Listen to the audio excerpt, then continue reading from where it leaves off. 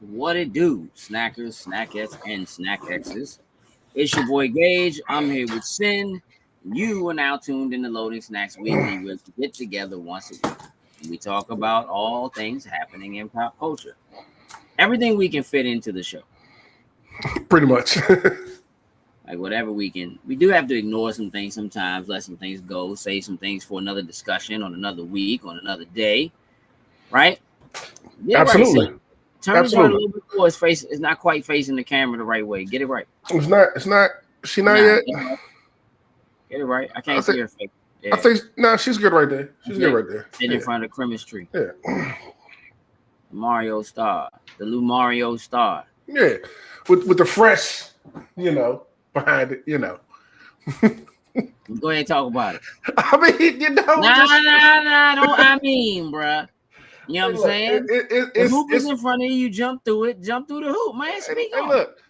It's been years in the making ever since I met Auditorium. Y'all know him. Y'all always see his art sitting in that particular corner. Just to kind of highlight his stuff. You know what I mean? They should know him. Right. I'm a fan. So just to highlight his stuff, I like to put it right there. But ever since I met him, I've been saying, bruh, One Piece. You need to get One Piece done. You know what I mean? You need to get this up here. Trust me, it's a thing. And it's been a thing with us throughout the years. And this year, he said he had a piece for me in Ocean City. So, all right. I'm expecting, honestly, Chainsaw Man. That was the first thing that popped in my head because we've talked One Piece. And that was maybe like a next year type of thing, like starting to put those pieces together. But he surprised me with Luffy. So, yes, my One Piece wall grows even more. So I have a piece of him, Luffy now, and we're going to grow the rest of the Straw Hats, hopefully. You know what I'm saying, in the near future. So I'm pretty sure Zoro's up next. It's a powerful assumption. Why do you assume Zoro's next? Just in the line, I would say, of popularity and succession type of thing, Zoro would be next, with him being like his second in command, his first mate, popularity, all that kind of stuff. I think Zoro would be the Straw Hat he would do next. That's what I'm thinking. Okay. I mean, if you say it, it's probably so, bro. You would know better than I would. Mm-hmm. You know what I'm saying? We got some people here, you know. you know. I mean, that's actually true, bro. I am we got saying Coop in the building, you know. You know what I'm saying? What up, Coop? We got Zayna in the building, What up, you know. Z Money in the building. We got Candace in the building. What's up, Candace? Are there any cons that you'll be attending in the Northwest Virginia Beach area? Ugh. I mean, here's the thing. We consistently get updates and information about conventions that are happening in areas like that. What's up, Dr. Who? That are like nearby. I can't say for sure. We have the regular stuff is lined up, right, Sam? So yeah. MagFest is in like 3 weeks. Mm-hmm. And then KatsuCon is the month after that. Mm-hmm. And then April, there's a new joint in Ocean City, Anime Ocean City. Yep. Unfortunately, HBCUCon got pushed back for another year. But you got the regulars. You got Awesome Con in DC. June, BlurCon. You got it's just there's a bunch. Yeah. I know that there are some. I know Richmond has a big one. There's a Tidewater Con, which I think is in that area as well, if I'm not mistaken. We have not made it to those conventions yet. Tatiana said, "What's up? What's up, Todd? What up, Todd? It remains to be seen." What's up, J. Robert Deans? How are you doing? How is the whole family doing? How are you feeling? Yeah, facts. You want to say hi before Ty was late? Yeah, we don't want people thinking Ty showed up before you. No, that's no good. That's out of character. We can't have that. He'll be here at some point tonight. I have a feeling. Jokes will be here at some point this evening as well. I'm sure he's probably like driving and listening or something like that. So if you're out there listening to Jokes, what up, bro? You late. And in the meantime, that's right. Feel better, JDR. In the meantime, we're gonna so I saw J. Robert Deans, man. Y'all just sharing and passing the love around. Yeah. We're gonna skip Jokes' job until Jokes gets here. What's up, Heather? What's up, Heather? Sin. Yes. You have a job to do. Yeah, so let's shout out our top tier patrons, starting with Anthony Cunningham, Mark Houston, Susan Dortch, Tyrone Carson, Meticulous Skin, and Jonathan Sosa. Thank you very much. We truly, truly appreciate it. You know what? Speaking of Anthony Cunningham, who we just got finished playing some Grand Theft Auto with, and we're gonna go again. Yes. Listen here, man. I just need to put out an APB right now, right here, in front of everybody who's watching and listening. All right, what's up? Hey, bro, listen. If you are somewhere where they are currently selling Girl Scout cookies, and those Girl Scouts are specifically selling Tasty O's. I know what it sounds. Tasty O's. Toasty A's. I'm sorry. Toasty A's. Toasty A's. Toasty A's. Holla at me. Holler at me. The Cuddy's girls do sell Girl Scout cookies, but they're in a different region, even though they are here in Maryland. Apparently, Annapolis area is a different region, and they sell different cookies. And let me tell you something. While I do possibly have a connect already, I'm looking for a year-round lookout. That's what I'm looking for. So, all right, Toasty A's. What kind of cookies are they? I don't know, dog. Okay. Good. Okay. Just good. They're incredible. Okay. Is what they are, bro. Is there anything like them on the shelf you can compare them to give me an idea? Nope. Wow. Nope. Okay. Nope. Bomb. I don't know, dog. They're incredible. Girl Scout cookies are up to like $6 a pack now or something like that. And it's a little out of control, but inflation is real, y'all. It's really real. Toasty A's. I need to try it. Okay. I'm just putting it out there, man. I don't, it is what it is. If you happen to know, I appreciate it. Look, we're still on the chase to 1,000 followers across our YouTube, sitting around 830. So we've grown a lot since we really started chasing because we were closer to like 700. So we picked up like 130, which is cool. We just want to do a little more, a little quicker. Okay. Last week, cinnamon toast deliciousness. Yeah, but they got that. Yeah, but they got that like frosting on the bottom side, bro. What up, Alfonso? Yeah, listen, Cuddy had to go outside of his own children's region to get these cookies, dog. It's something with them. It's exactly right, J. Robert Dean. Exactly right. However, cookies are almost always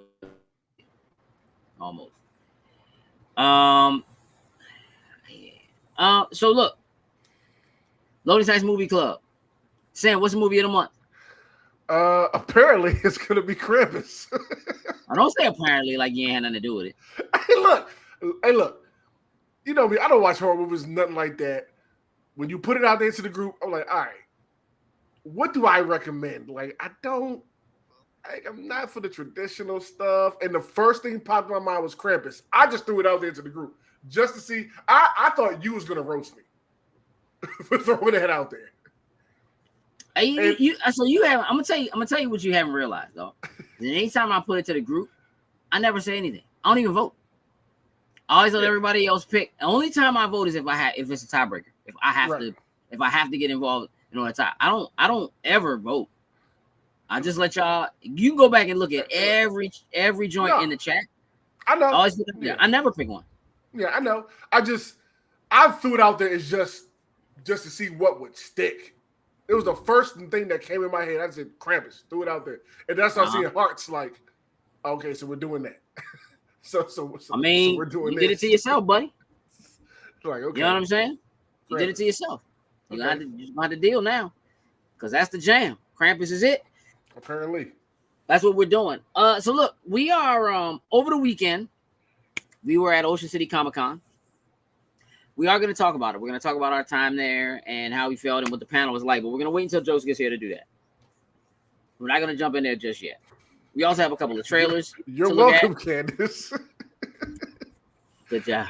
Hey, I didn't think it was gonna stick, but apparently it did. No such thing as justice for sin. Yeah, we got a couple trailers. We're gonna wait though to see about that. No. I mean, listen. No. It could have been a Christmas Story. I mean, it was suggested.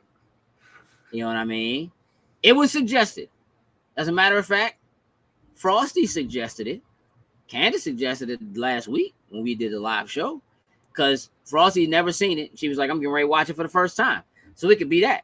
And people was like, all right, bet. And then Sim was like, Krampus. And everybody was like, nah, Krampus. And I was like, yikes. But even she even did put the heart on it. Like, she was like, once I saw that she had actually liked it, I was like, well, that's that. It's a wrap. I would have never picked it. But that's kind of what the point is. Because I can tell you right now, as popular as it is, I see it everywhere. There are people dressed like Krampus every year at conventions we go to. I know it's a thing. I've never seen it. I'm not super interested. But, I guess that's kind of the point, right? I watch something I would. You're muted, buddy. I'm hoping for a good laugh from a cheesy, like, B horror movie joint. That's not all me. I'm hoping you're scared. I see, that's messed up. That's messed up, bro. No, it's not. No, it's not, because that's a good laugh for me. You looking for a good laugh? Oh, really? We're looking for the same thing. But you're not gonna watch me watching it, like. Nah, but I'll know. I should force myself to watch me watching it though. Like watching it by myself, like I'll know. Like there will be parts I'll be able to go, oh yeah, Sin losing it right now. Squeezing Vicious to pieces right now. I would never do that to him. Yeah. Power hugs for Vicious. I hit pause and walk away. So this is what we are going to talk about right now. Mm-hmm. I'll be waiting for that. I bet you will too, but you got to come back to it. You know what I mean, that's just prolonging the inevitable. That's all that is. Listen. I wish I would have known. Let's talk a little. Nah, hey, listen. I would have vetoed that, buddy. I would have Santa Jaws. I would have vetoed that. Hey, look, Sin. DC and WB. That's not. I need to write Lotus Snacks in the sand. I guess out OC. I just want you to know, dog, that being in the sand is not my thing. Right? I was in the sand, but that was by request. Mm-hmm. And it wasn't a was it pleasant? It wasn't terrible. Yeah, look, DC and WB, man, continue to struggle. They basically canceled everything. Yeah. Big news last week. I guess part of the big news last week was them canceling Wonder Woman 3. Did you see anything about this? Just that stuff was getting canceled. I didn't look too heavy into it because we were busy with other stuff, but I did see that. You looked heavy into it because you didn't care. I mean, be honest. I mean, I care. Like, I want to see these movies come to the screen and do well, but it's been so long of the same issues over and over again. Where you're right. Like it's like I care, but I don't care. Like, just get your stuff together and get it on board and bring it to us. Like, I'm tired of all this with y'all, type of deal. Yeah, I mean, I saw a thing about the director for Wonder Woman, like sending the Wikipedia for like what a character arc is or something like that to the people who canceled it or whatever. Like, it turned into this big thing. I'm just gonna say, to be honest with you, like Wonder Woman 3 getting canceled, not a big deal to me. Like, to me personally, it just made sense. What's up, Kidlet? Because the second Wonder Woman was terrible. Mm-hmm. It was garbage. And so, while I did enjoy the first one, I thought the first one was a pretty solid achievement. I really liked what it did and where they went with the character and the direction they were going in. The second movie just seemed out of place. Like, it missed on almost every front, including the villains, which I think is super important. And I feel like it's one of the things they really need to be thinking about and looking at DC is who their villains are and how they can make their villains seem like they're actually worthy of being on the big screen against these characters. There are ways that it's like DC's got the corniest villains. They all have corny villains, but like DC's like some of their biggest villains are pretty corny.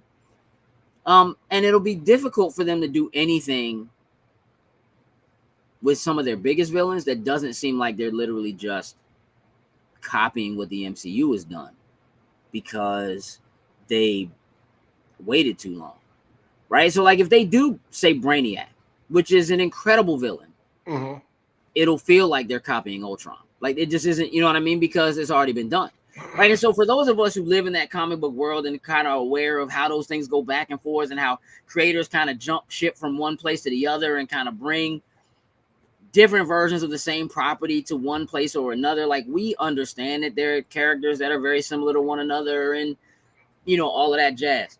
But in the cinematic world, you know what I mean? When you're talking about doing something that's going to cost millions of dollars, you have to be very careful, right? And it will. I don't really care. Like you could go back and be like, well, Brainiac was here before A, B, and C, and like it won't matter if it just feels like you're dredging up something that's already been done by who is literally considered, I would say, your biggest competition, like your most direct competition, right? In Marvel. So Wonder Woman getting canceled didn't really make a big deal to me. I don't think Wonder Woman has great villains.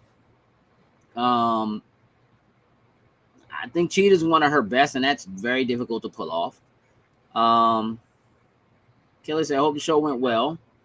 Have a sleep to catch up on in school tomorrow. Miss y'all. Appreciate y'all. How the jokes. Take care. You do the same, Kidlet. Absolutely. Are you feeling better? Have a wonderful day at school tomorrow and a very, very good night's sleep.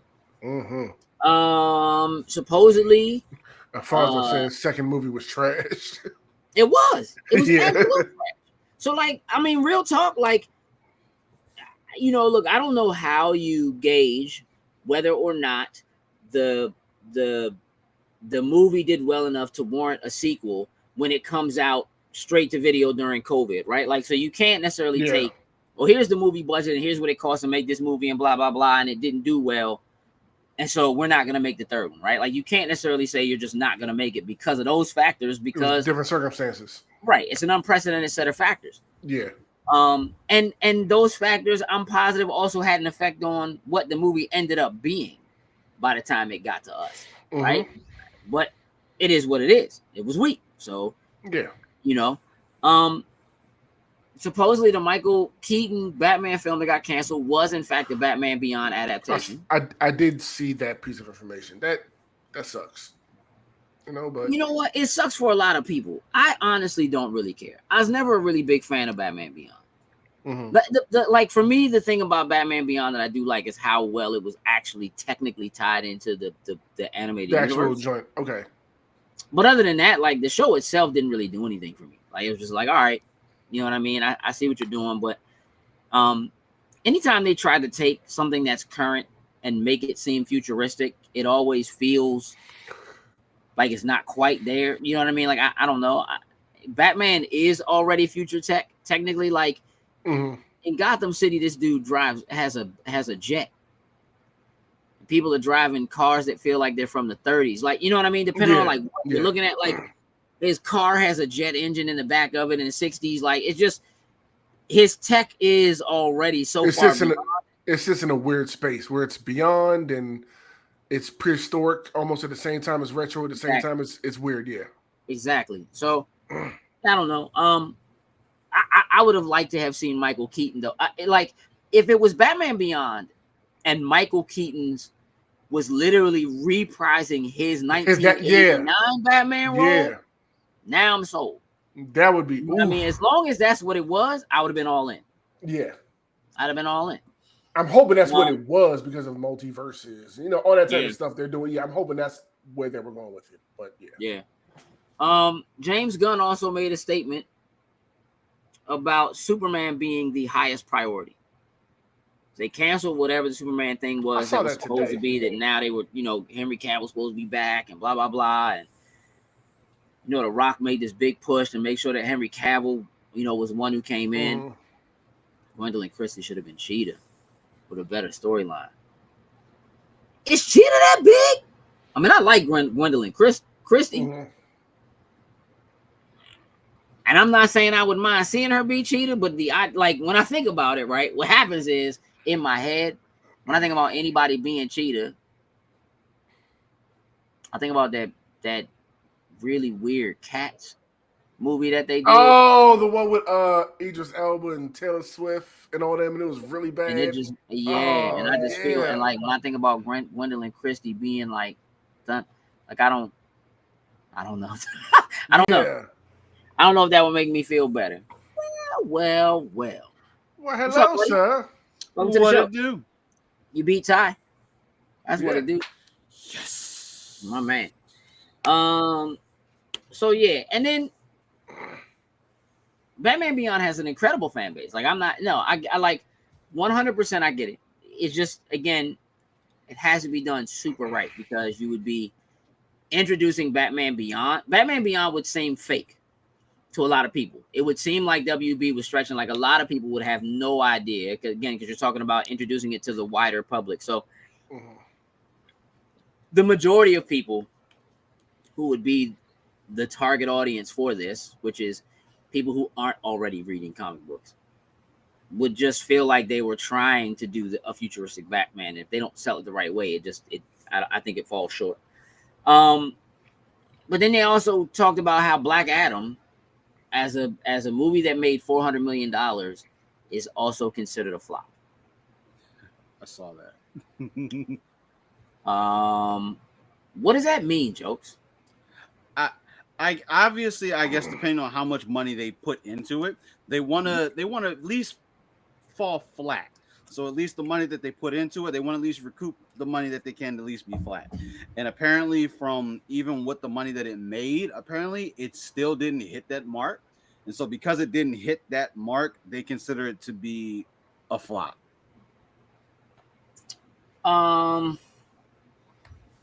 Yeah, I mean, supposedly it needed to make like somewhere in the $420 million range in order to break even. Based on the estimates, were saying that it needed to make like 600 million globally in order to break even. And there was some response to that that said it's actually closer to like 420 million, which they didn't make.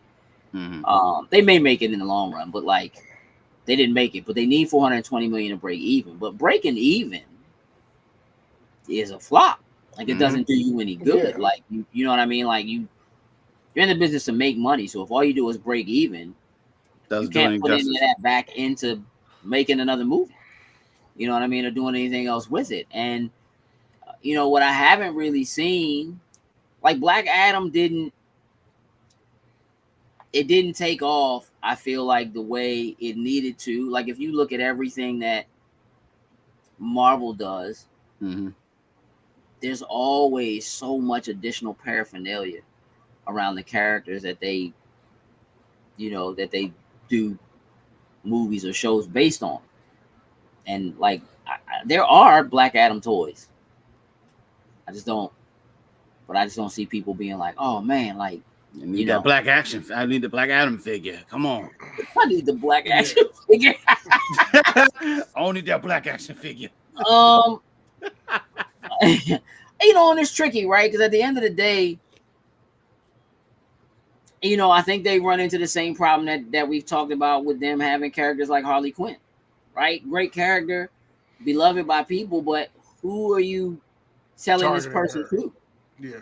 Right? Who are you targeting Black Adam to? Is Black Adam supposed to be targeted towards? You're right. 8-year-old boys as like a murderer? Like he's just like, I'll do whatever to you know what I'm saying? Like I'm a savior. I will save my people. I'll take care of my people, but I'll murder anybody who gets in my way to do it.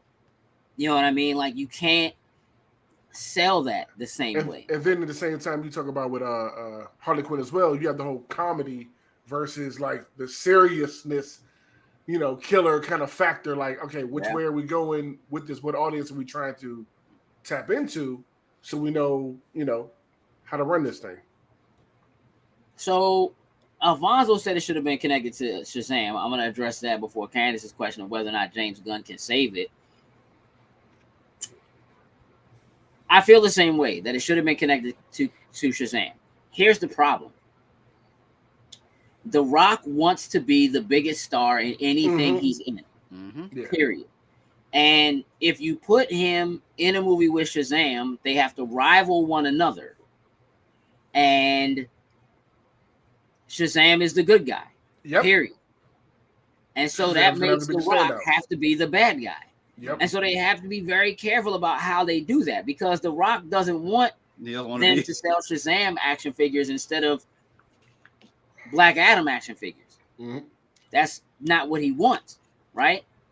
Now, him choosing to bring in Superman as a more direct rival to him is a smart move, because Superman is an adult man and Shazam is not. So anything that Black Adam does to Shazam, we all consciously know, even if Black Adam didn't know in the movie or whatever, he's beating up a little boy. Yeah. You know what I'm saying? Whooping Like, him. so it doesn't matter how you slice it, you know, unless he at some point finds out he's the bad guy. So you can't really do it without doing like a Superman Shazam team up against Black Adam like they did. They did Animated. Yeah. Which was one of the shortest incredible. ones, but it was fire. It was short. Hey, short and It was sweet. best. Sometimes that's a good thing to do. Yeah. I mean, I think that there's, to answer your question, Candace, about whether or not James Gunn can save them, probably not. I think he is a good mind to have, but it's like my man literally is gonna, in a sense, he's gonna need to start everything over again, which it kind of looks like they're really starting to wipe that slate clean.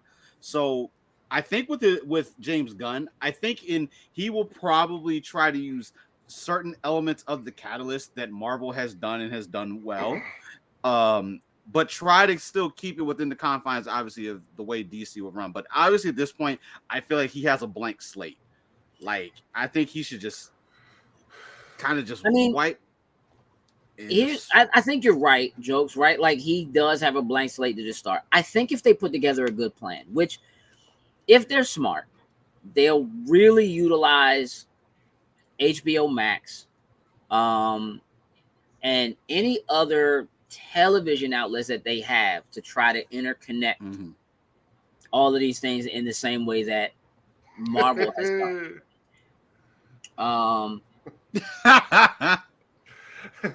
What up, Ty? What exactly was James Gunn doing that's right? Saying that Superman is the most important piece, that he's the highest priority? Look, while he answers that, let me ask y'all a question. Is Blue Beetle still on the docket? Not that I'm aware of. I've been seeing posts about Blue Beetle. Like, they I did see a poster, right. and I've seen some behind the scenes shots. So at least from what I'm seeing, and this is after they made the James Gunn announcement and some of the other projects being shut down, Blue Beetle, as of now, still seems like it's one of the ones that's at least going to be saved. Yeah, but the problem with it is, where does it fall in? Exactly. Yeah, is it tied in any way to anything else they're doing? Look, I think that there's a couple of things that have to happen. I think they have to make a decision about whether or not they're going to make an actual attempt to rival the MCU by doing an actual cinematic universe that is tied together or not, right? There is a plan that they could go with that allows them to successfully do movies that don't have anything to do with each other. They really could just do that, right? There's no real reason not to. They don't have to make a cinematic universe. Right. They might want to, but they don't have to. And the reality of it is, right? No matter how you slice it, we're not talking about being able to truly see whether or not what they're going to do or what they're doing is successful until like 2035. Easy. Yeah. It's going to take at least 12 years, because nothing that they're doing right now, if they're doing a cinematic universe, is something that they have a plan for tying together. Yeah, right. And if they try to, they got to like put a Band-Aid on it. You know what I mean? And like jerry rig it.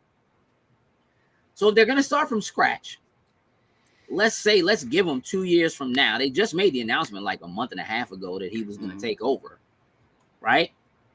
Let's give him 2 years to make a movie, whatever that is. Ty says the fact that he is taking this time to map out the DC universe, not just green light crap like Wonder Woman 3. I mean, yes, he's doing the right thing by saying, look, this has to go, we can't do this, we can't do this. I'm not even totally positive though that he's making those decisions, because a lot of those decisions were being made before they brought him in. And I will say this, James Gunn does have very good insight into how the Marvel Cinematic Universe does in fact work. He has the only films technically for the DCEU that are successful. That's it. A movie and a show. Like, he has something that nobody else really has. There's something that's working for him. Yeah, my stuff worked. Patty Jenkins did have one. He had one. And Shazam. Listen, I keep telling Shazam is the best joint. Aquaman actually did. You're not gonna hear no argument for me on Shazam. Like, yeah, Shazam is the one joint for me. Like, they're finest one. I'm just not. I think the problem more than anything is that they try to jump the gun too fast, and they really do need to take the time to individually introduce characters and then bring them together if they're going to do it, and then make whatever that threat is a big enough threat. But again, you got to be very careful about what that is. What would be a big enough threat? Well, Starro would be a big enough threat. Suicide Squad already beat Starro. You know what I mean? Brainiac would be a big enough threat, but again, Brainiac's going to look like Ultron. So they got to be careful about doing that and how they approach that.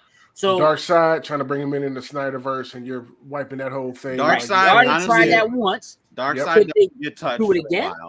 They could try to do it again, but again, Darkseid and Thanos essentially the same thing. Yeah. So like, it at this point, right?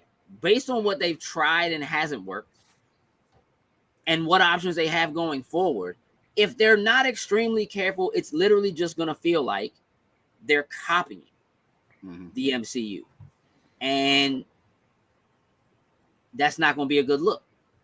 It will be something that people like us will understand. Like, you could be excited about seeing Darkseid and whatever, but like, for the majority of the public, think about all of the millions of people who saw Thanos for the first time. And they see Darkseid, they're gonna be like, oh, wait. This y'all Thanos? You understand what I'm saying? Like, it's gonna feel like they're just copying it. So I think James Gunn has a much harder road ahead of him. And I think that their best bet / tactic, honestly, I think his biggest mistake is saying that Superman is their highest priority. I disagree. I think Superman should be at the bottom of that poll, because Superman is the easiest thing to do. Right. I don't think that should be their highest priority. I think their highest priority should be finding their Guardians of the Galaxy. That isn't Suicide Squad. Like, finding characters that are great characters, like finding characters that were like Booster Gold. I was about to say Booster Gold. Yeah, but no, only because Booster Gold is such comedy. You know what I mean? Like, you don't take him seriously, and you can't kind of take him seriously, right? So you almost can't. A Blue Beetle could be really dope, right? Something that is a little far off to the left, but lives within the world, like The Question, could be really good. Could be really good. I say we go with our original joint and let's just do Young Justice live action. They gotta leave Batman alone. See, that's what I'm saying. That's part of the problem. Is that every time people decided it's time to do something for DC, they fall right back to the Holy Trinity. It's always Batman, Superman, Wonder Woman. That's it. Yeah. Batman, Superman, Wonder Woman. That's all they got. But that's not all they have. They have so many other characters that really could be dope. So, like, give me a Martian Manhunter first. You understand what I'm saying? Like, let's really dig into that world and find other characters. I'll take Hawk and Dove. You know what I'm saying? Like, give me characters that were great in Justice League Unlimited. So many characters you can pull from Listen, there. Here's the thing, Marcus. You can't make the Blackest Night without having to bring all those other characters in. That's not a easy pull. They're all a part of it. You know what I'm saying? So like, you can't keep going that big. You have to start, like, if you're gonna do a Green Lantern, it can't be a Green Lantern that like we're all super familiar with. Right. It needs to be somebody new. Like, they can have cameos or be in there somewhere, but it has to be like just like, it can't be. Of course. You know, it has to be somebody new. Superman. Never. Superman is a cop out. Oh, Superman is easy to do. Like, there's nothing like. He's not, but he is. It's not too much. You have to like. I like Henry Cavill Superman. Love it. Like, if you're gonna use, who do you make his villain? Mongo, cause ooh, stop it, Sam. Shut up, Sam. You're gonna get bodied. Yeah, okay. Keep thinking that. Right? You know, the thing about Superman is people want to see Superman do what Superman does on Earth. Mm-hmm. They you know, they want to see Superman be super on Earth. They want to see him save Earth. They want to see him homegrown country boy Clark Kent. Mm-hmm. That's what they want to see. And we've seen it like over and over and over again. So, you know, they've already done Steel. Like, even if they do other versions of Superman, it's almost the same story. Yeah. You know what I mean? Over and over again. It's some of the same thing that I feel like the MCU is beginning to run into, is that they were being forced to rehash characters that already existed. So not that Riri Williams is the same character as Tony Stark. Right. But the superhero version of them is basically the same character, right? Again, Lobo. Look, if you bring in Lobo, right? Lobo is another one of those characters who, like, they can't decide. Is he a villain? Yeah. Is he like, it's another one of those joints where they're stuck in this area where it's like, well, do we make him really a bad guy or is he a good guy? Like, even when he shows up in Young Justice, it's like, yeah, he's a bounty hunter. So he's just there to do whatever got to be done. That doesn't make him different from Black Adam. How do they sell that? Right? So they have to make a decision. And I think that James Gunn I think he'll make a decision. I just don't know if he'll make the right one. If they want to be able to rival what Disney does, and they have to get in that PG-13 space and they have to be able to play, period. Like, that's what it is. Yeah. It can't be as Marvel ridiculous. Marvel does great in that space, playing that PG-13 line. They do phenomenal in that space. And you know what? And if DC, like, you can still do all your PG-13 stuff, keep it in the area, and then you can do like the Black Label stuff. Like, you can make like these one-off, one-shoot type of things. I mean, they can do shows. HBO Max. Do the shows. Yeah. HBO Max. Yeah. Like, you can have both. You can have both, the best of the both worlds. It's just you got to put it where, like, those type of shows fit in right in line HBO Max. When you put like your Game of Thrones and your things right next to it, it'll fit the bill. I mean, look. My youngest daughter and I, over the weekend, Saturday night, Sunday night, she was like, you want to watch a movie? And I was like, what do you want to watch? She was like, let's watch Winter Soldier.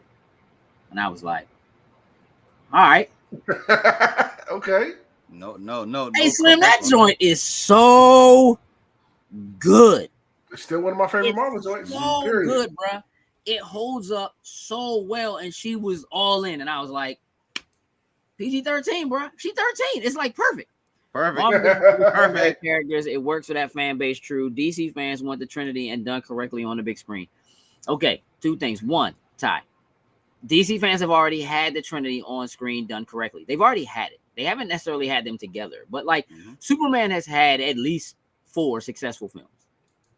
At least 4. I mean, he's had more films than that, but let's say 4 successful films, right? Batman has had countless. 5. We're gonna say 6 because if we include the Batman, he's had 5 successful films.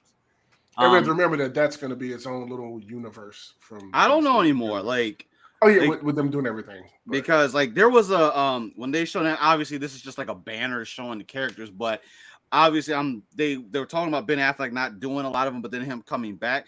But this banner that they showed like the big, like the top characters right now that are in the DC universe, like all together. So it was like, obviously they put Black Adam on it because it was like the newest thing on there, but Wonder Woman, Aquaman was on it. And then they had Robert Pattinson's Batman in the mix of that. So, Wonder Woman has had one mhm. successful film. And I think that's it for her. Mhm. Like, I don't think there's another. I don't look. I mean, look, if you're gonna do Wonder Woman, right, you gotta go back to like the Greek gods things. Like, she really has to be fighting like Hades. Mhm. You know what I mean? Like, Mhm. she's got to be fighting like that armor. Like, she's got to go back to Themyscira and have to fight. Like, it's got to be that kind of a thing, and it needs to be a story that's about her as a character and what she has to go through and like really unleashing her powers. Like, you can't just time jump her and all of a sudden make her as fast as the Flash. Like, it's just stupid. Hey, listen, Yeah, that like, it just. still to this, like, Oh, just those first. But I will tell you. But I will tell you what. As a huge DC fan, are you telling me you couldn't get behind like a movie that was The Question? Because for real, DC's probably most successful movie is Watchmen. Watchmen was good. I haven't watched that in years, but that was really good. I'm just saying, like there are characters that exist that people don't know. Even the biggest DC fans, like even if they're not their favorite, like God, anybody's favorite. Like, it just wasn't, right? But it was a solid catalyst, right? For tying in and bringing other things in for the direction they wanted to go with the story, right? And so when you start thinking about Justice League Unlimited, you also don't necessarily have to start from a place where Justice League doesn't already exist. You can have movies that come out and you could just talk about Superman like he exists, like he could be, you know what I mean? Like, it doesn't have to be so connect the dots MCU. Like, we're copying exactly what the MCU did. There are other ways to go about doing it. That's what I was thinking of Young Justice from what we talked about before. That'd be a great jumping off point for him because none of those big people, they could just be cameos in it for the longest part until we get to that point where, okay, now let's bring them on into it. And it basically gives you all those power sets that you're looking for in something. Yep. Right. And getting to learn new characters as well. So yeah. Yeah. I mean, look, the Teen Titans show is cool, but why does it have to be so violent and so gritty and so dark? Because they're trying so hard to differentiate themselves. But you can't try so hard to differentiate yourself from the competition while also trying to copycat the competition. Like, it doesn't work that way. You know what I mean? Like, if you're gonna copy them. If they're doing something successful, do what's successful. You know what I mean? Do what works. But do it with your own characters and put your own spin on it. That's where I'm at. I think James Gunn, Static Shock, not one of my guys, not one of my favorite characters. Could they do it? Possibly. I think they could pull it off. It remains to be seen. It's one of those things that like was highly popular that just never worked for me. But you know, I get it. It Static Shock would kind of be like their Peter Parker. That's kind of what it would have to be. You know, it's a little more ground level, kind of street level stuff that you know what I mean. Young kids still in school. You know, like, could they do it? Sure. Who's it for? That's the question once again. Looking at their heroes and how they try to put them out there. I think he has a tall mountain to climb. I don't think James Gunn is the movie maker that can save the DCEU. However, do I think he might be able to find the right people and put the right directors in place to direct movies that he doesn't have anything to do with? Absolutely. So to speak, then yeah. Ty says, no, I need my main characters done correctly first. They've had successful movies separately, but they were never done 100% correct. X-Men was a box office success, but not done correctly. All right, so listen. X-Men was, I think they could have added, I think was done pretty well during the time that it came out. I thought they actually did pretty well with that. It was not correct. He's right. No. It was not correct. Like, it was Mistakes were issues. made. Rogue never got the power set we care about. That's true. That's true. We could they took liberties, and it is what it is, right? Mm-hmm. Here's the thing: the X-Men are a truly built-in team that have a truly built-in villain who they never really beat, right? And there's a rivalry between the head of the X-Men and Magneto that exists that is so static. It is so consistent that you can almost always do that and make it work. The Justice League is not a real team. Right. They're not a real team. Nope. They are individuals who come together like the Avengers to form a team when something big enough happens that they do it. Not that they don't have super long running comic books, but that's not what they're based in. The X-Men is truly a team-based book. It was always a team. Mm-hmm. These are always characters whose strengths and weaknesses work well with and against one another, put together by somebody who led them in Professor X. Like, you have that. They're built that way. The problem with the Justice League is that they're all gods already. They're all too powerful on their own. So in order for you to do something that it even makes sense for you to bring all of them together, for there to be one thing for them to fight, it has to be something so huge. A Brainiac, a Starro. Like, they've already brought out their big guns and missed it. So who do they bring? If you like, I hear what you're saying and you want it done right. My question is, who do they fight? Give me the villain. Mm-hmm. Because once you hit all the, like, you already pulled out the big guns, it's like you're talking about going into like heavier. What's the one that can't die? It always come back? Vandal Savage. Vandal Savage is dope. Mm-hmm. He could be a good villain for them. He could be. He He was could be a solid good in the long-running CW. villain. Yeah. That sits in the background, kind of plotting and planning through everybody's individual movies. He could have been until there. It comes together. Could have been during the Wonder Woman, like when it was set way back in time. He could have been somehow a thing there. We go floating. That would have been clean. Yeah. He was solid in the CW jokes. No, the CW, he was solid. Yeah. He has. There are. What do they do? You know what I mean? Like, I listen as a fan. It's terrible to just be like, nah, just give me the anti-monitor. I don't even know what that is. Maybe that means we did it's that good. in CW, they did it. We did it. We're done with it. It was fine. Cool. That don't mean it can't be good. And I think they could do it. Look, like, I'm not saying you can't have characters that can make.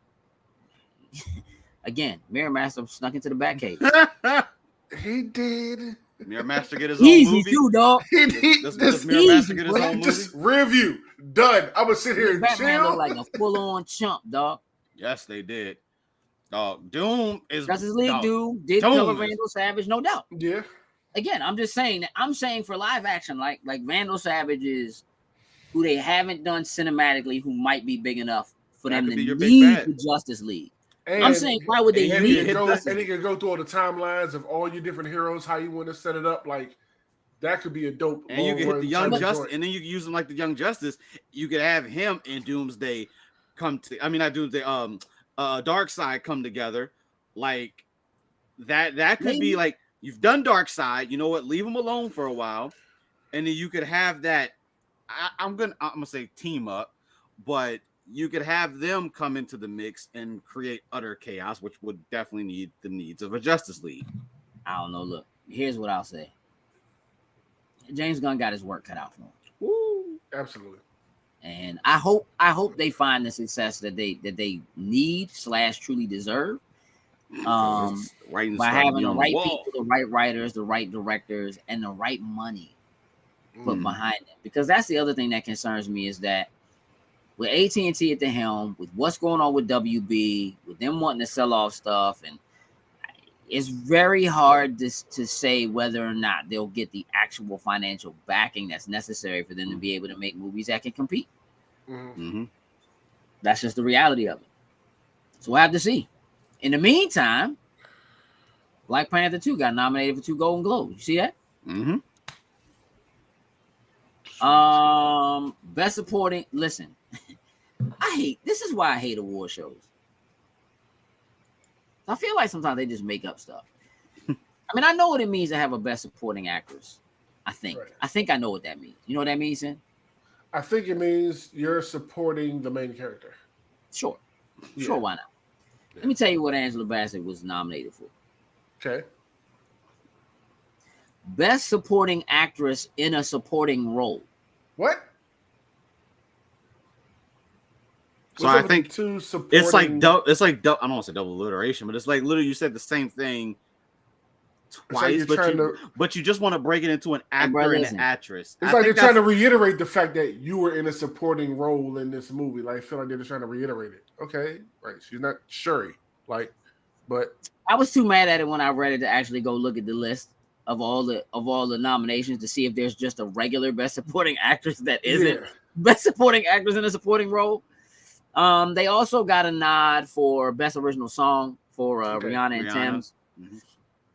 We'll see how that turns out. It's Rihanna's first, Golden Globe nomination. We'll see how it turns out, man. If my understanding is correct, 5 of the last 6 best supporting actresses, who won, also got an Oscar. Okay. We'll see. Okay. We'll see. It's just nice to know. I don't really want to get into it right now, because award shows are, yeah. Let's talk about Ocean City Comic Con real quick. Show's running late. We could have spent all day just talking about DC. How bad it is, Ty.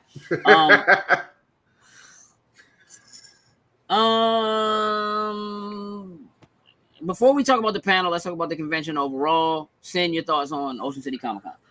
I thought it was good. They've been doing a great job ever since the first one. We've been there for every single one. This one, it was great to see this year. Like, they have done so well and done enough. They had to open up a whole new area in the convention center, which was packed. Like, it was jam-packed the whole time. Like, I love seeing how it's growing out there, because it is a really good one-day con. I'm looking forward to kind of seeing what next year may hold, as far as, I know they couldn't pay for Wi-Fi because people were charging an arm and leg for them. So it's like, everybody, y'all just gotta kind of deal with it. Yeah, like, you gotta kind of deal with it. Use your hotspots to make your transactions, all that kind of stuff. So I'm wondering what the feedback was, as far as that goes, as far as whether they stay there next year or they start looking to maybe move somewhere else, because that might have been a huge problem with them. Where it's at right now. Yeah, but like I enjoyed them opening up the new areas, seeing how big it's come, seeing how many people showed up. Like, I like watching them grow and expand. It's a really great one-day con. So, yeah, I enjoyed myself thoroughly. Jokes? Right in line with Sin. Like, it's growing every single year. I love, we see a lot of the behind the scenes stuff, and I love how we see, as they grow, the adapting coming along with it as well too. Seeing these small things from last year that may have made like a few second difference between getting that whole line in the building so everyone could get in and enjoy. I enjoy seeing those type of growths throughout the whole entire thing. Absolutely enjoyable from every aspect that you could go in there. Of course, the floor was bigger than what it was. Still, it actually seemed like it was a little bit more spaced out too, even though there was a lot more in there with the extra area in the back. But overall, I think it was put together very well. Like, obviously, from the way that we see things, you wouldn't think, there's always the fire that will pop up that someone's got to go to and all that. But you didn't necessarily see any of that, like, on the floor. It just seemed like a very, very well-oiled machine. And I want to see Ocean City continue to grow. Like, I don't want it to get to the point where, like, it's a good thing if it outgrows the venue that you're in, but I think of where it's at and in the time that it does, it's absolutely insane to think that during these winter cold months that folks are going to flock out to Ocean City. Like, even though, like, the other parts and areas are, like, dead, like, it's a really cool environment to be in. So I think it was well put together once again. I think Ocean City Comic Con currently is the best small con in the area. Period. That is not to throw any, that's not shaded any convention that is new or smaller. I just think that the timing, the placement, it all just kind of, it's almost like lightning in a bottle every year, the second week of December. Like, it's just like, it just kind of all culminates. It works well. And look, man, it's we got there, Sin and I got there about an hour before the convention opened. Mm-hmm. And the line was already as long as the building. An Yeah. hour beforehand, and it was cold outside. And the line almost never went away, even though they were moving the line super quickly. Very well.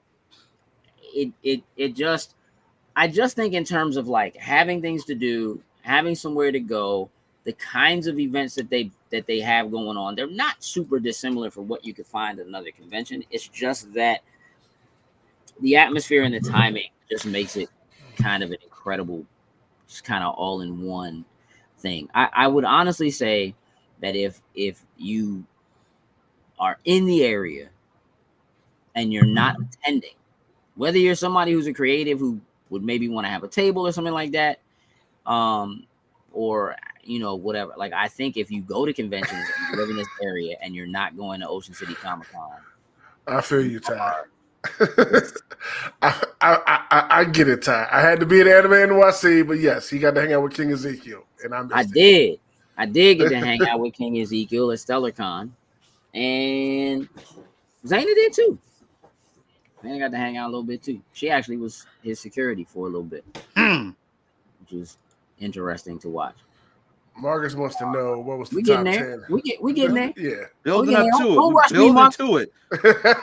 Come on, Marcus. You know how things, you got to build up to things, man. Come on. They don't need me for a bunch of awards, man. This is good. Bones? Hey, look, that's in, like like, laughing. show? I'm like, you talking about the show or the Snoop Dogg joint? Like, which one? I'm confused right now. I'm going to say Bones the show. The show is incredible. Yeah. Yeah, that's a great show. Yeah. Great show, bro. Top flight. Every season. Zayna is great security. Top flight security. Oh, she top And flight? you know what? Okay, And you know what? Kahari Payton King Ezekiel said it himself. Okay. He said it himself. Okay. Put you on my zombie killing team. All right. Let's talk about this panel. I want to go. Let me go over the results before we talk about the panel itself and how the panel went. Okay. Mm-hmm. So here's what the top 10 ended up being, starting from number 10. Are you ready? Mm-hmm. Excellent. I'm not waiting. Number 10. Much to Kay's dismay, mine a little bit too, Samurai Jack. Number 9, Powerpuff Girls. Number 8, Total Drama. Number 7, Foster's Home for Imaginary Friends. Okay. Number 6, Codename Kids Next Door. Number 5, and this is wrongity wrong, Steven Universe. Number 4, and this is part of why that's wrong, Courage the Cowardly Dog. Oh, Steven Universe. Hey, I tried. I got it back in the I know. list, but You did. I know. Now for the top 3. Number 3, Adventure Time. Okay. Number 2, Regular Show. They fought for that Number one. Dog, they fought for that. Number 1. Teen Titans Go. Ooh. The best show in Cartoon Network history. Yep. They were not happy That about is that. a fact. Not happy. Oh, at they all. was not happy. They were They not was happy. mad. The moment the folks walked in and saw it up on the wall, we had the projector up on the wall, and they was like, Yep. "Wait, what is your top 3?" Like there was Wait, no, fights I'm before taking a seat. I have to see this one through. It was a packed house. Mhm. Woo. We had a great time. It was We had a so great time. If you want to watch the panel is up on our YouTube. It is live now. good. You got to go watch it, Marcus, for real. Like, it was a good Yes. time. You know that Definitely the go thing. watch Listen, I'm gonna be honest. I thought that Kay was going to do some editing and stuff like that. And was going to mix in like the crowd video with the, but he didn't. It's just the one static video in the middle that kind of shows it, and it pans a little bit, but it's not what I thought it was going to be. So I'll admit, like, it's not a great watch. I'm just going to tell you that it's not a great watch, but like, it might be a slightly better listen. Like if you just put it on and kind of listen to it and do something else, like, you know what I'm saying, like a podcast, might be a little bit better of a listen. But look, the reality of it is we just make the rules. You know what I mean? Yep. Something We do our best not to break them. And I told the people there that if whatever the list ended up being at the end, it was their fault. Yep. That's their fault. And, listen, we had a lot of battles, a lot of rock, paper, scissors. We did actually have some people try to lock some shows in place. It was, there were some people who were really upset. We had some people jump up the blocks and moves. Mm-hmm. Lots of challenges, lots of bean boozles getting eaten, a ton of rock, paper, scissors, y'all. Oh, yeah. It was war. They were on it. Yeah. It was war. They were fighting for their shows. People was like, I challenge Oh, I challenge that. I tell you, this dude at one point, Johnny Bravo was on this list, and it was like it made it down. It was like number 10. And I tell you, the guy that put it on the list fought for Johnny Bravo. What 2 or 3 times, if I'm not mistaken. Tried. Yeah, He was tried. fighting for it. Yeah. He tried. tried to And keep it even on the if he list. was knocking off the list. He was like, it has to be on the list. And it probably should be on the list. Here's the True. reality of it. If you look at that list, it's a solid list. Mm-hmm. And I love the fact There's that nothing on. You know what? I'm gonna tell you what. The only thing that's on this list of top 10 that I think doesn't belong in the top 10 is Courage the Cowardly Dog. Really, I hate that show. Yeah, he's not a fan of Courage the Cowardly Dog. That joint is weak. really. Yeah, I don't like it. I mean, it's cool. It was kind of inventive or whatever, but like compared to everything else on this joint, it's not a top 10. Like I would put Johnny Bravo over that joint in a heartbeat. I would too, personally. Like, come on. Hold on, Courage Johnny is Bravo's based- not better than Courage the Cowardly Dog jokes. Nah, I'll take Courage over Johnny Bravo. Okay, I saw a clip the other day that's better than all of that, than all the Courage combined from Johnny Bravo. Yeah, dog, you're kill. Like, listen, don't get it twisted. Johnny Bravo could not exist now. Oh, That is not at all. bruh. Not at all. That show Not is at all. terrible. It would. No, I didn't you know realize what? how It would bad be it on was Adult to the Swim. other day. That'd be the only way that It Johnny would Bravo. have to be on It would be Adult Adult Swim. Swim. I That didn't realize how show bad Swim. it was until the other day Terrible. when somebody at work was like, yo, this, because I told him what our panel was. He's like, yo, this clip with Johnny Bravo. I'm like, yo, I kind of remember, but I don't. Dog. And I looked it up again, and I just watched that clip, and I'm dying laughing like, yo, are you serious? The just things that did came out of Johnny Bravo's mouth, if he said some of that crap now, Cartoon Network would be getting hit with lawsuits. Yeah, Johnny Bravo is the king of no consent, dog. Like that dude is like Oh, Slim is no, like for real. Come on, mama. hey, little mama. That's actually a terrible show. Terrible show, Hey, little dog. mama. Do the monkey It's with me. Come on. terrible, dog. Yeah, that's pretty terrible. Hey, listen, we're gonna try this. Let's see how this works because we have to at least give it a run. Let's see if this works, jokes. If not, you're gonna have to, try some Give it a shot. side stream magic. But let's see what happens. Do your fizzle.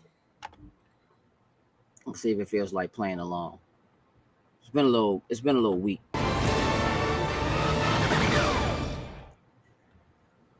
Let's go. Ooh, it's a green. I like that. Oh, we're definitely getting a hit for this. I just want you to know. quiet, Mom. You know, sugar fat goose. I Definitely. hope I didn't ice your game, man. No one my age says those words in that order. It's just hard to see my little man not being my little boy all the time. Yeah. You know, for years I've been taking care of this little boy. Oh, now I know my voice. Making sure he is loved, Yeah. that he feels like he belongs wherever he wants to be. He wants to go out into the world and do great big things. I don't know how much bad, further kid. into the future this is. And what I On the worry last- about most I love you, Miles. Year is max. they won't look out for you like us. I think it's a few months. Miles! Want to Me. get out of here? He's Wherever you go playing a from lot here, bigger you than have to his mother. promise to At take least care of that little boy for minimum me. a year, but it'll be like 2 years. Make sure he never forgets where he came from. Jesus. I know. Roman Spider Folk. And he never Well, you doubts happy. that he is loved. And he never lets anyone tell him that he doesn't belong there.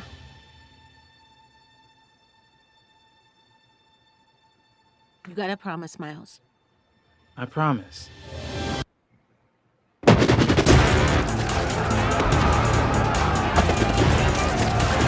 Who do you think you are?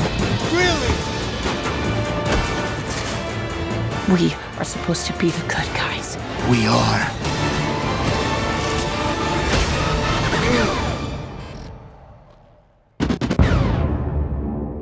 Y'all listen. I'm gonna tell you right now. That's a lot of spider folks, bro. I can't even. It is. That's a Like lot of spider the folks. city, bro. the city of the Spider-Man. Like I seen several joints from the PS4, like outfits from the first PS4 game. It's like it's stupid. It's a problem. serious. It's stupid. No, And I'm really looking forward to it. Even more after that trailer. I'm not gonna lie. Thought it was a dope trailer. I'm excited. I like how they had his mother narrating it, you know, talking about him and what she wanted to see in him and all that kind of stuff. And I like it seems like it's the spider people kind of verse each other is what I'm getting from it. Like 2099 might have some issues or something like that. And he's just from the little bit we got. Like, I like where it's going, and I'm looking forward. Yeah. I'm really looking forward to seeing it. yeah, that joint.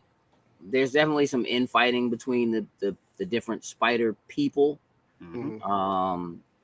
It looks like Peter B. Parker. Like when you see him, he's upside down. He got the little baby carrier on the front, so it looks like him and MJ made up, and Mhm. you know, Little pink robe, be like, I'm chilling, bro. I'm I'm out of chilling, this. man. yeah, This, like, this is all. it's This different all up now. to you.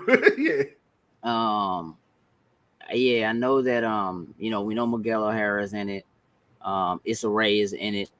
I think she's actually playing Spider Woman, which is a little Yeah. weird. Mhm. That doesn't look like, but again, it could be who knows where she comes from in terms of the Spider Verse or whatever.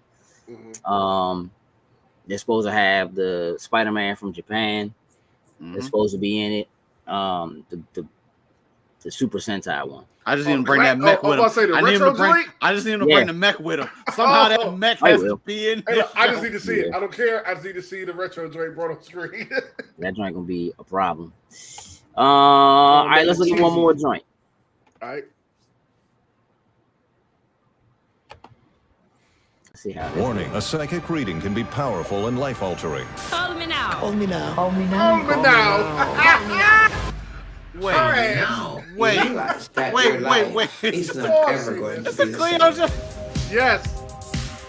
Miss Cleo was a psychic advisor, and she read tarot cards. If anyone watched Jones, what TV you know about after Miss Cleo? midnight, You knew who Miss Cleo Oh, was. The I'll be best up late enough to looking hit a commercial on possibly. and see in the She show. had such a presence. They didn't just want to hear about the future. They wanted what she gave. She gave you the truth. But not everyone did. had the same experience. The U.S. government really brought the hammer down against Miss Cleo for defrauding consumers. She was born in Los Angeles. She created this Miss Cleo character, which had a Jamaican accent. There were a lot of people making Call money me from now. this. And the more money they made, the more money they wanted. As far as the company profits, Miss Cleo, it didn't appear she was getting any of that. A lot of her life was such a mystery. Who's the real Miss Cleo? The web of stories, it seems, is far and wide. Cleo may have been a character to cope with whatever was going on in her life, but it was still very real for her. That's the enigma of this woman. Was it performative? Yes. Was she actually trying to help people? Yes again. They wanted me to create a character. I'm not a character, I'm a real person. Don't be fooled by thinking what you know is the whole story. Miss Cleo. I ain't even gonna lie. I'm all in, bro. I'm gonna be watching that joint, dog. No, I haven't seen a trailer for this show. Hey, dog, I'm about to be all in, bro. Yeah. What up, Henry? What's good, Brooks? Yeah, dog. I'm all in, bro. Like, I don't listen. I need to know. You know what I'm saying? I need to know. Cause Call Me Now was Call like me now. Call me now. That was like shoot, bro. Oh my god. You couldn't go nowhere without hearing that joint, dog. You know what I mean? That's, you know, when you can do something like that and have it be like that big, and it's like there's no social media yet. You know, like that joint was a commercial. That phone number on TV commercial. She can get that off nowadays with social media. There'd be too many people out there. It's like, hey, come on, shorty. It's a BS. And nah, you right, but like there are folks that'll still call it. Oh no, they will, but you can take my $20. They be like, you take my $20 an hour so I could talk to you. I'm all in. Or I should say $20 a minute, probably. Yeah. Yeah, it's true. I mean, I guess. Look, one more thing, right? One more thing. Let's get some of these. We haven't had a chance to really talk on weekly about the Game Awards from last week, so let's do that really quickly. I just want to kind of get overall opinions of the entire show, as a whole, pre-show and the show itself. Jokes, I'm gonna start with you. What were your thoughts on the Game Awards? Show was okay. Like, I thought they had some decent world premieres that came out there. The awards, I think a lot of that we called a fair amount of what we thought was going to win actually got the awards for it. Yeah. But overall, I thought it was okay. Like, I didn't think by all means it wasn't anything groundbreaking, anything like that, but couple of surprise trailers that they threw in for world premieres were kind of cool. I didn't get to see everything from the pre-show because I got in a little bit late. But I would say it was okay. Nothing super crazy. It was okay. All right, Sam. I agree. I thought it was cool. Nothing. I thought they gave enough announcements for people like us, people who are more casual, stuff like that. A little something for everybody as far as announcements kind of go. There was some surprises in there that we had announcement wise. That was great. Looking forward to some shock value. As far as announcements wise, Death Stranding stands out just because that was complete left field. Yeah, didn't see that coming. I'm looking forward to getting my hands on it and playing it, but still did not see that coming even in the slightest. And some other more smaller joints, you know what I'm saying, that appeal to me, like a Blue Protocol or something like that. Some anime-based MMO kind of style type of thing. I thought the awards given out were, I mean, it makes you want to look into the stuff like Immortal. Is that the one I'm thinking of?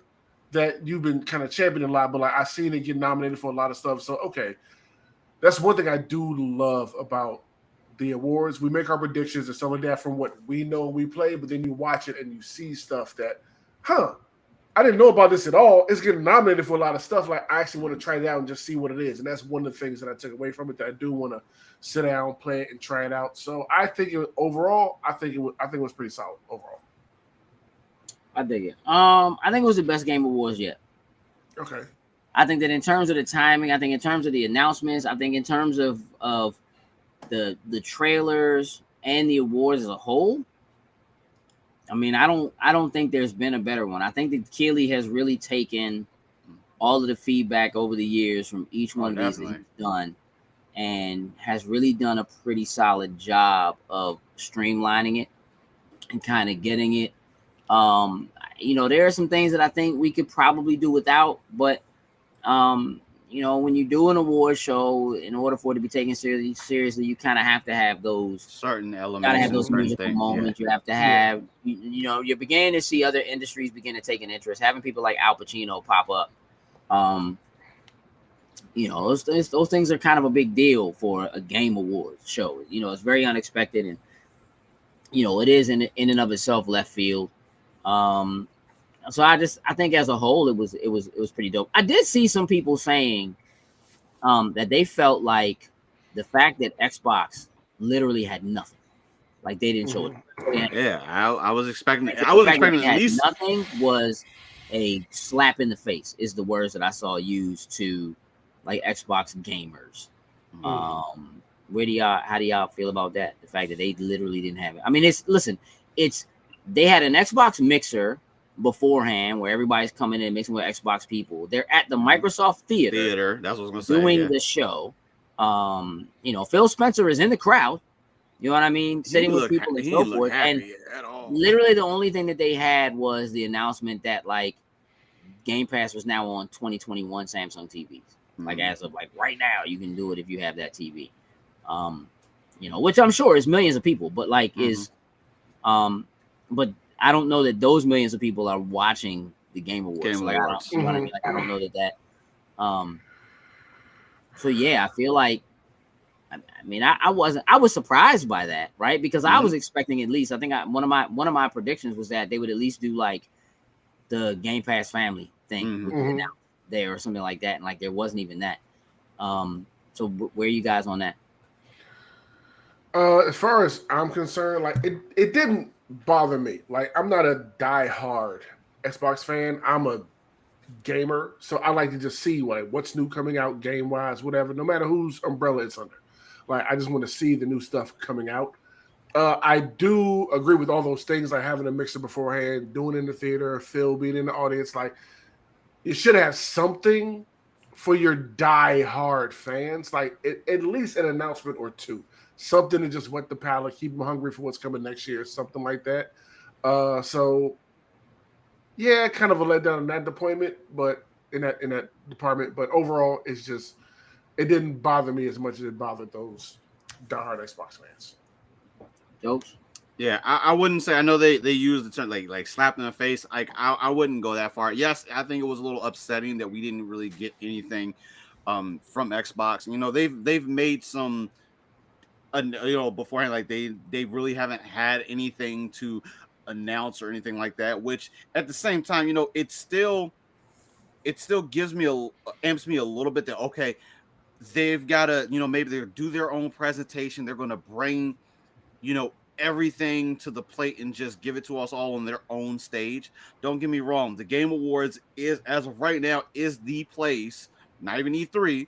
Game Awards is the place to really get something out there and put in front of your gamer community.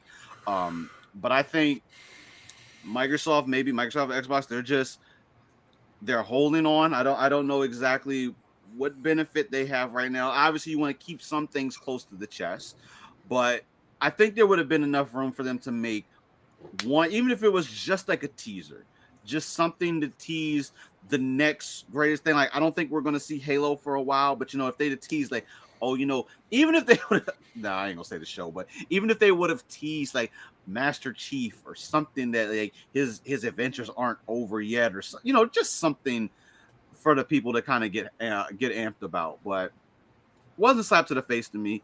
I thought it was a little disappointing that they didn't give us a tidbit of something.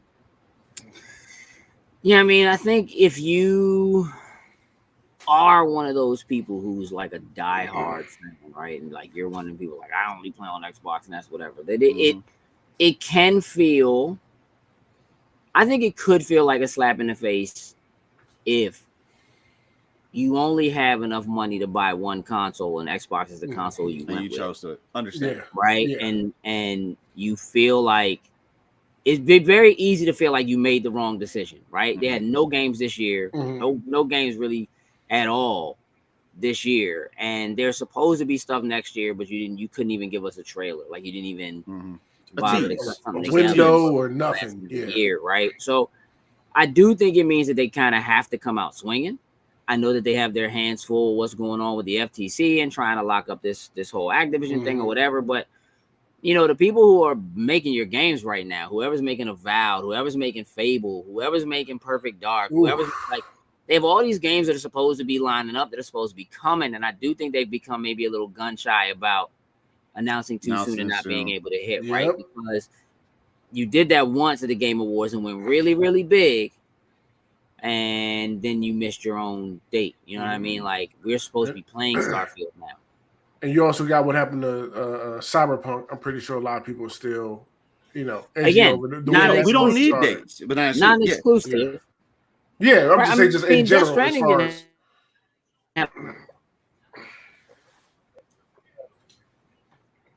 Yeah, that's what I'm saying. I mean, I guess they could have done something and say, hey, there's some stuff that's still in the works. So we have something that's coming or whatever, or we're working with somebody. I think a lot of people were expecting that if Kojima's going to get up there, all the talk has been, yep, they're partnering with Microsoft, they're doing something with them, you know, whatever. And for them to go up there and drop, Death Stranding 2 is coming. Clearly, it's going to be a PlayStation exclusive or PC, you know, PlayStation and PC. It had no release date, though. It's just a trailer. No. Right? Which means no time soon. Yeah, I wasn't expecting that next year. Until at least 2024. At the earliest. You know what I mean? Yeah. But that also means that unless he's got multiple teams, that whatever he supposedly is working on with Microsoft isn't coming until after that. Yep. I would imagine.